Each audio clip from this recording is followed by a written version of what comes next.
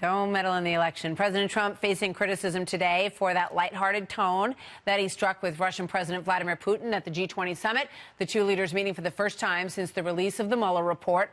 And it comes ahead of a highly anticipated face-to-face meeting just a few hours from now. President Trump will take part in a bilat with Chinese President Xi amid a raging trade war and an issue that has a lot of folks in the economic world and Wall Street on edge. Chief White House correspondent John Roberts live again tonight for us in Osaka, Japan. Good morning to you, John.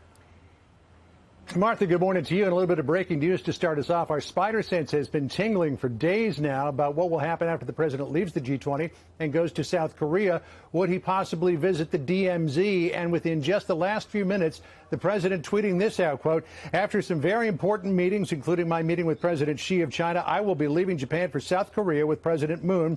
While there, if Chairman Kim of North Korea sees this, I would meet him at the border DMZ just to shake his hand and say hello.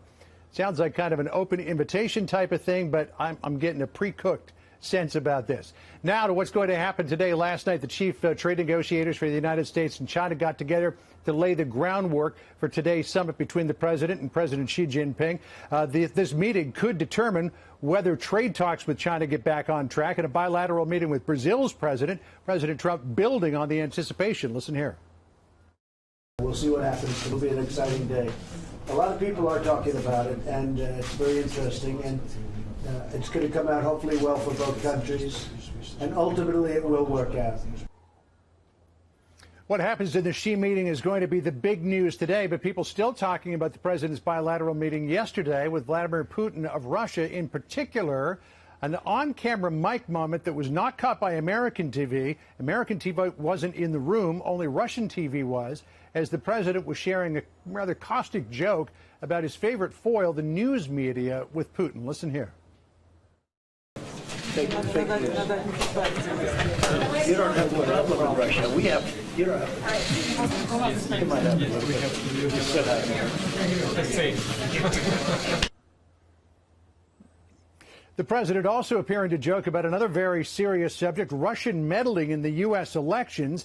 Now, it's a question that has been asked and answered several times by the president, whether he will speak or whether he has spoken to Putin about Russian interference in the election. And it came up again today, but rather than answering the question, the president did something a little differently. Listen here.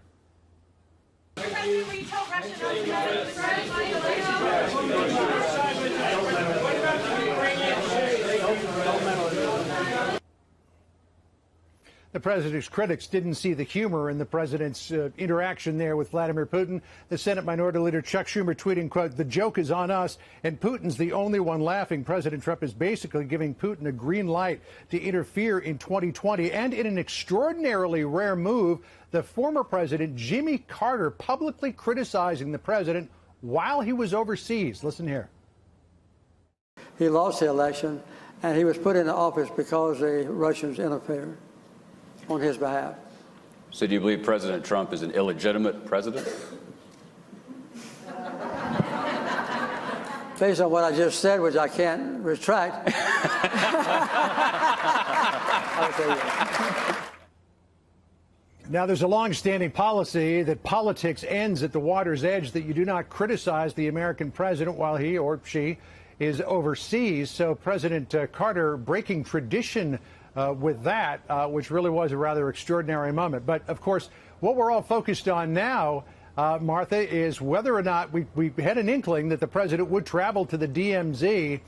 But it sounds to me like something might be already arranged. We saw that handshake between Chairman Kim and President Moon last year. Maybe we'll see the same thing between President Trump and Chairman Kim as they shake hands across the DMZ tomorrow in South Korea. We'll see. That would be quite an image and quite a moment. John, thank you so much.